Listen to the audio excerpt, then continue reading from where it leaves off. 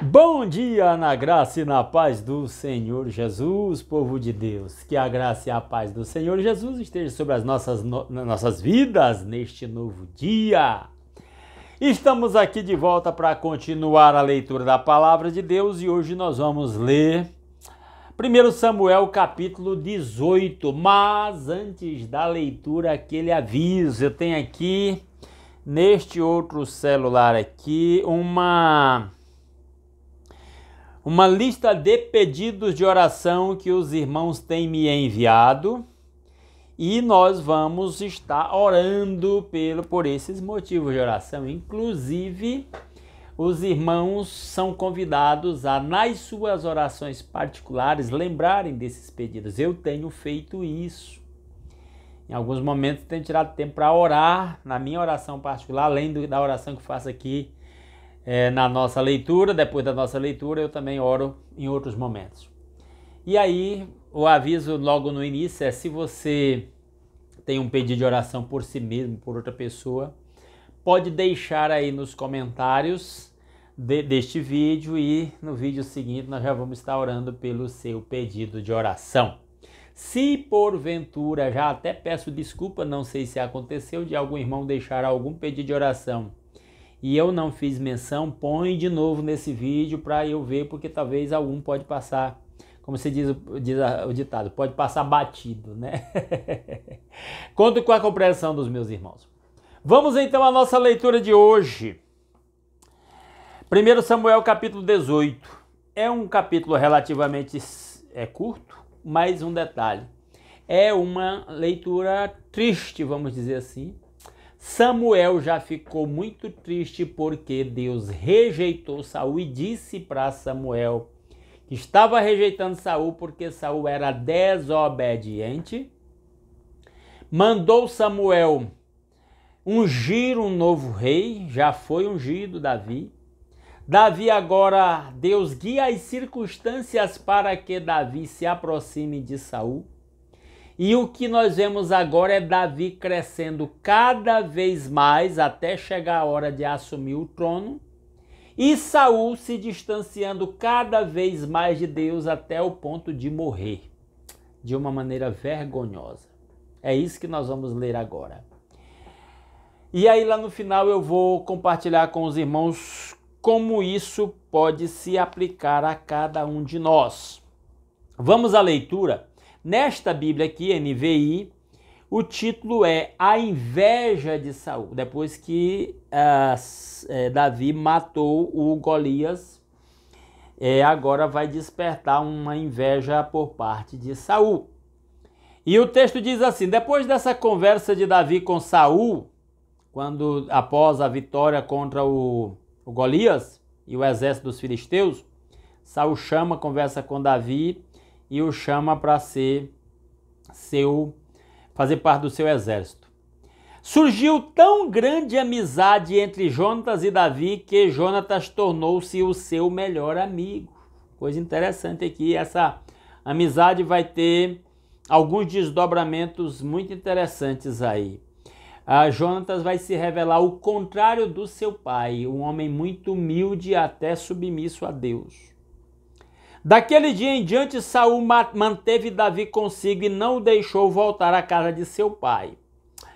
Apesar de Saul ter prometido que quem derrotasse Golias ia receber vários prêmios, inclusive casar com sua filha, esse assunto não foi falado agora. Mas lá na frente outras circunstâncias vão levar Davi a se casar com uma das filhas de Saul. E Jonatas fez um acordo de amizade com Davi, pois se tornara o seu melhor amigo. Há um pessoal aí que adultera a palavra de Deus e pega isso aqui para falar que havia uma atração homossexual entre Davi e Jonatas. Isso é coisa maligna, diabólica. A Bíblia condena terminantemente esse tipo de coisa e aqui mostra-se uma amizade sincera de duas pessoas tementes a Deus e humildes. Versículo 4. Jonatas tirou o manto que estava vestindo e o deu a Davi com sua túnica e até a sua espada, seu arco e seu cinturão. como símbolo da sua amizade por Davi. Tudo que Saul lhe ordenava fazer, Davi fazia com tanta habilidade que Saul lhe deu um posto elevado no exército. Isso agradou a todo o povo, bem como aos conselheiros de Saul. O povo estava muito... Agora Davi se tornou famoso e estava todo mundo aí focado na valentia, na habilidade, na sabedoria de Davi. Isso vai despertar o ciúme, a inveja do Saul. Verso 6. Quando os soldados voltavam para casa depois que Davi matou o filisteu, as mulheres saíram de todas as cidades de Israel ao encontro do rei Saul com cânticos e danças, com tamborins, com músicas alegres e instrumentos de 3 cordas. As mulheres dançavam e cantavam. Saul matou milhares, Davi dezenas de milhares. Essa mulher não tinha outro assunto para cantar. É claro que isso ia despertar a inveja, né, o ciúme de um homem inseguro e instável que Saul vai se manifestar. Saul ficou muito irritado com esse refrão e aborrecido disse: atribuíram a Davi dezenas de milhares, mas a mim apenas milhares. O que mais lhe falta senão o reino? Olha a reação, primeira reação do Saul. Daí em diante, Saul olhava com inveja para Davi. Que coisa triste. Um homem que não tem, que abriu mão da presença do Espírito Santo em sua vida, se deixa induzir ou conduzir por um espírito maligno e agora é tomado pelo sentimento de inveja. No dia seguinte, um espírito maligno mandado por Deus apoderou-se de Saul e ele entrou em transe em sua casa, enquanto Davi tocava a harpa como costumava fazer. Saul estava com uma lança na mão e a atirou, dizendo: encravarei Davi na parede. Mas Davi desviou-se 2 vezes. Algumas curiosidades nesses versículos. Primeiro, ele diz que foi um espírito maligno mandado por Deus. Aí alguém diz: Deus manda, Deus autoriza o diabo a enviar seus espíritos malignos para atormentar pessoas que não se submetem a Deus. Isso é fato. E aí o judeu entendeu, a Bíblia ensina isso, de que no final das contas tudo vem de Deus, porque o diabo não pode fazer nada que Deus não autorize. E o outro detalhe é o Saul aí aproveita aquele momento lá de fúria e tenta cravar uma lança em Davi, que estava tocando arca justamente para tentar acalmá-lo.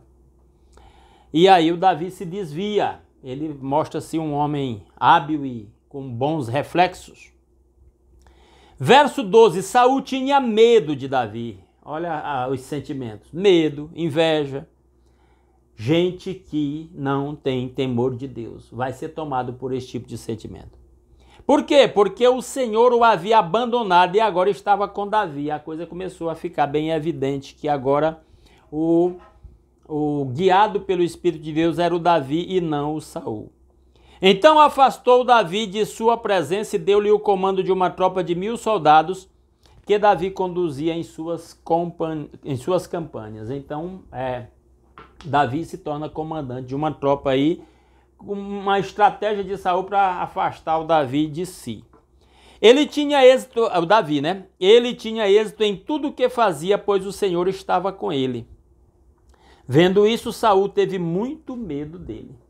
Saul, vendo que Davi era bem sucedido, que Deus o abençoava, ele ficou com medo de Davi, com inveja de Davi, mostrando que ele era um homem instável e inseguro, e fraco no final das contas. Versículo 16.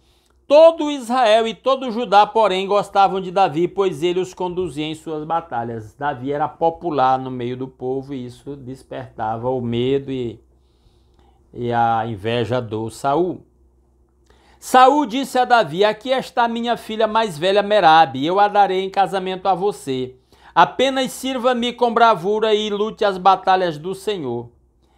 Olha o que ele diz no final do verso. Pois Saul pensou: não o matarei, deixo isso para os filisteus. Então Saul colocou como chefe de um pelotão, achando que numa das guerras lá, das batalhas, o Davi ia morrer, ser morto. E aí até agora oferece a sua filha Merabe. É o assunto de que era a promessa para quem matasse Golias, né? Uma das promessas. Mas Davi disse a Saul: quem sou eu e o que é a minha família ou o clã de meu pai Israel para que eu me torne genro do rei? Davi se mostra um homem humilde, consciente da sua própria pequenez naquele momento. Isso o fazia dependente de Deus. A Bíblia diz: aquele que a si mesmo se humilhar será exaltado, e aquele que a si mesmo se exaltar será humilhado. Lembram do Saul construindo um monumento depois da primeira guerra que ele venceu? Ele estava se exaltando. E agora Deus o estava humilhando. E Davi, que começa humilde, vai sendo exaltado. Verso 19. Por isso, quando chegou a época de Merabe, a filha de Saul, ser dada em casamento a Davi, ela foi dada a Adriel de Meolá. Então, não entra em detalhes, só se diz que em vez da filha ser dada em casamento a Davi, foi dada a esse Adriel de Meolá. O Saul, mostrando-se mais uma vez instável, não cumpre a sua palavra. Verso 20. Mical, a outra filha de Saul, gostava de Davi. Quando disseram isso a Saul, ele ficou contente e pensou: eu a darei a ele para que ele sirva de armadilha, fazendo-o cair nas mãos dos filisteus. Saul está afundando na lama, se mostrando um homem perverso, maquiavélico e disposto a dar a sua filha com a intenção de prejudicar o futuro genro. E, claro, isso prejudicaria a própria filha também, que amava Davi. Então Saul disse a Davi: hoje você tem uma segunda oportunidade de tornar-se meu genro. Então Saul ordenou aos seus conselheiros que falassem em particular com Davi, dizendo: o rei está satisfeito com você, e todos os seus conselheiros o estimam, torne-se agora seu genro. É interessante, o Saul, para atingir seus objetivos, usa seus conselheiros aí, isso. E, em parte, eles falam verdade, de que o povo, as autoridades, tinham apreço por Davi. E está dizendo que o Saul também tinha, mas o Saul não tinha. O Saul, na verdade, tinha inveja e medo de Davi.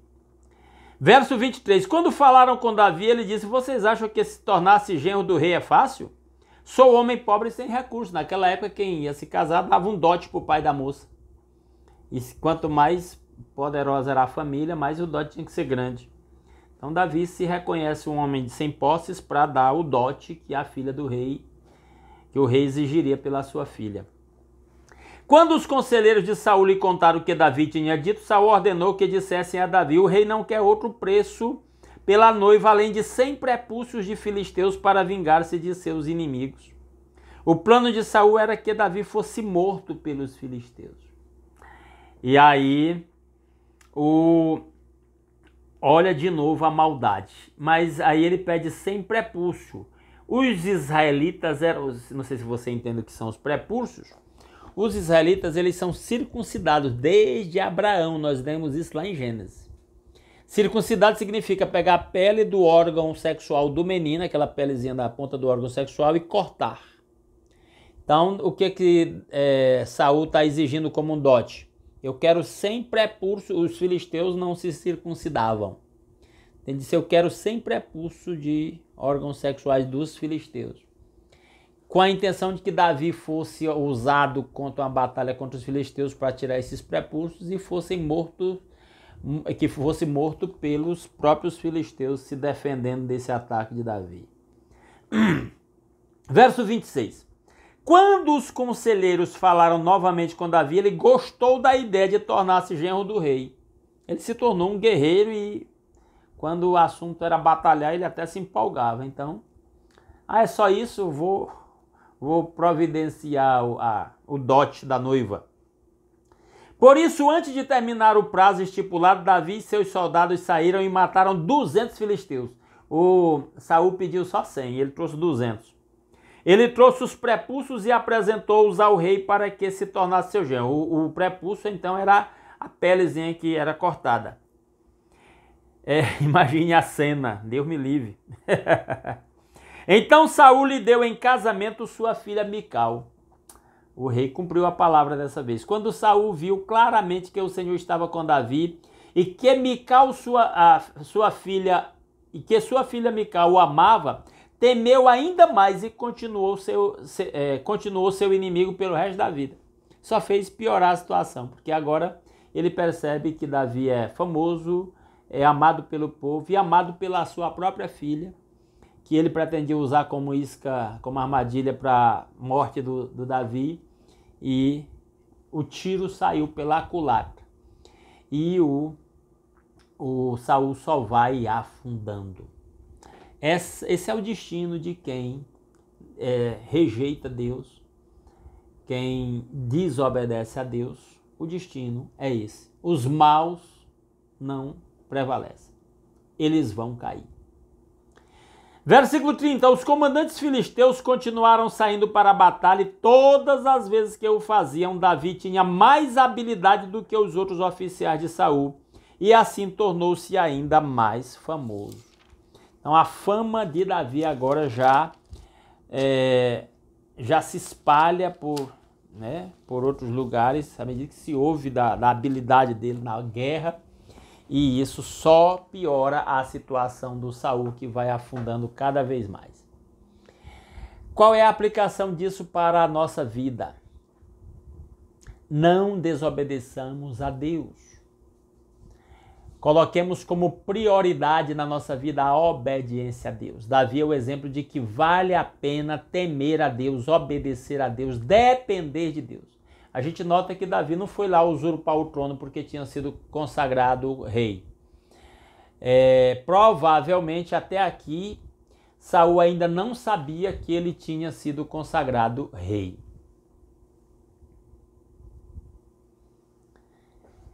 E então Davi espera o agir de Deus para que o propósito de Deus, de que ele se tornasse rei, se concretizasse. Que nós aprendamos a confiar no Senhor, a depender do Senhor e esperar no Senhor.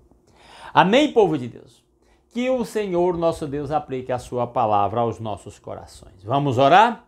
E os pedidos aqui, só para recordar, vamos orar pelo trabalho para a irmã Nájila, irmão Julião, orar pela saúde da irmã Lídia, que está com problemas de diabetes, orar pela saúde da irmã Valderice. Eu nem falei, mas a irmã Valderice é irmã de filha do mesmo pai, da mesma mãe da irmã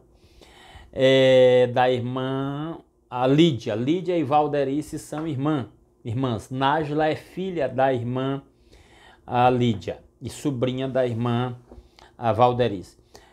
Oremos pela irmã Letícia, filha da irmã Luzinete, oremos pela salvação da família da irmã Raquel, oremos pela saúde da irmã Maria Luzimar e do seu esposo, irmão Raimundo Nonato, e ela hoje pediu oração pelos seus filhos que estão afastados dos caminhos do Senhor, para que Deus os traga de volta.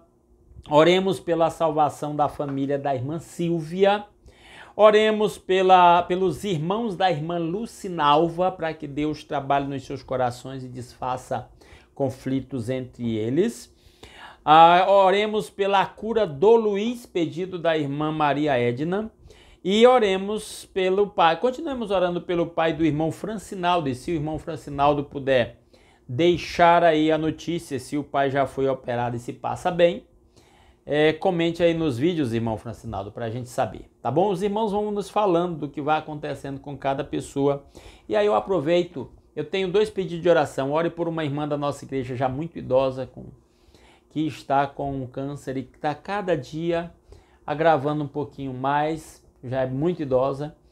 E hoje eu a visitei, o nome dela é Maria Brito. Orem pela irmã Maria Brito, tá? E pela família, os filhos ficam ansiosos cuidando da mãe. Tá bom? E o último motivo de oração que eu peço aos irmãos, eu pedi oração pela minha saúde. Vocês sabem que eu fui operado dia 29 de outubro. Depois da operação eu tive alterações na minha pressão arterial. Eu estou agora tendo que tomar remédio de uso contínuo para pressão, né? Foi complicado regular aquela pressão. Depois eu tive uma tosse como consequência lá depois da cirurgia. E depois lá no finalzinho, no período do Natal e Ano Novo, eu tive um outro problema que eu não sei exatamente o que era, parecia uma gripe ou algo assim, uma virose, como os médicos às vezes chamam, doía meu corpo todo e a tosse piorou muito. Então eu tive aí mais de 60 dias, irmãos, muito difícil, fiquei completamente rouco, chegou uma situação que eu não tinha mais voz, mas graças a Deus eu estou quase que 100% recuperado. Recentemente, na segunda-feira passada, eu estive com o otorrino, que havia me passado medicamento para mostrar mais exames. e ele disse que tem um problema aqui nas minhas vias respiratórias, de um negócio estranho aqui, que ele me passou remédios muito fortes. Eu estou tomando, mas visto que eu estou muito bem, então o meu motivo de oração é de gratidão a Deus pelo seu cuidado conosco, tá bom? Vamos orar? Nosso Deus e nosso Pai maravilhoso, muito obrigado pelas incontáveis bênçãos com que o Senhor nos tem abençoado, e eu quero começar esse momento de oração já orando, agradecendo pelo cuidado do Senhor para comigo, pelos médicos que me atenderam, que me examinaram e que me receitaram medicamentos, e porque agora, depois de tudo que eu passei por um longo período, agora eu estou bem. Louvado seja o seu santo nome, inclusive com condições de fazer estas leituras bíblicas e compartilhar com os meus irmãos aqui. Ó Deus, e aí nós colocamos diante do Senhor cada pedido de oração que foi feito pelos meus irmãos. Oro pela irmã Nájila e irmão Julião, pedindo um novo emprego para ambos. Oro pela saúde da minha irmã Lídia, cuida, restaura, faça milagres na vida da sua serva, opera maravilhas a seu favor, em nome de Jesus. Oro pela irmã Raquel, pela irmã Lucinalva, pelos irmãos da irmã Lucinalva, por outras pessoas que pedem oração por seus parentes. A irmã Maria Luzimar pede pelos seus filhos que estão afastados do Senhor, outros que têm parentes que nem foram convertidos ainda. Que o seu Santo Espírito trabalhe nestas vidas e opere poderosamente nos corações. Esses que estão enfermos, que o Senhor trate dessas enfermidades, mas se ainda não entregaram suas vidas a Cristo, então estão doentes espiritualmente, precisam se render a Cristo. Que o brilho da luz de Cristo brilhe em cada mente e em cada coração. Que o Senhor desfaça os conflitos familiares, ó Deus, entre aqueles que estão brigando por algum motivo. Que o Senhor restaure o relacionamento dos casais que estão na iminente separação. Que o Senhor use os médicos nos tratamentos daqueles que estão sendo assistidos pelos médicos. E aí lembramos do pai do irmão Francinaldo, esperamos que ele já tenha sido operado e que esteja bem. Oramos, ó Deus, em nome de Jesus, pela saúde da irmã Letícia, da irmã Valderice, já pedimos pela irmã Lídia. Ó Deus, cada uma destas pessoas que o Senhor esteja operando poderosamente e fazendo milagre na vida do seu povo. Ó Deus, se algum desses enfermos está desanimado na fé, em nome de Jesus, restaura o ânimo. Ó Deus, que os seus olhares se voltem para o trono da graça do Senhor, para o seu amor revelado na cruz de nosso Senhor Jesus Cristo, para que eles percebam o agir do Senhor em suas vidas. Ó Deus maravilhoso, para que em tudo o nome do Senhor seja glorificado na vida do seu povo. Pai, oro pela minha irmã Maria Brito, ó Deus, com a idade tão avançada, com aquela doença tão grave. Ó Deus, mas continua firme na fé, olhando para Jesus, confessando a sua fé em Cristo, testemunhando da sua fé, sustenta a sua serva, renova a alegria dos filhos, renova a esperança dos filhos, dá sabedoria para tomarem as decisões certas sobre a continuidade dos tratamentos da nossa irmã Maria. Ó Deus, tudo isso nós pedimos graças ao nosso Senhor Jesus Cristo, que é a maior de todas as bênçãos. Seu sacrifício feito em nosso lugar e o perdão dos nossos pecados e a nossa reconciliação com o Pai, que torna possível tudo isso, nos faz parte do seu povo. Enche o nosso coração de esperança para esta vida e especialmente para a vida eterna. Ó Deus, que a bênção do Senhor esteja sobre o seu povo para que possamos ser instrumento para levar a bênção do Senhor por onde nós formos nesse novo dia, nesse restante de semana. Para que em tudo o Senhor seja glorificado. É a petição que fazemos em nome de Jesus. Amém.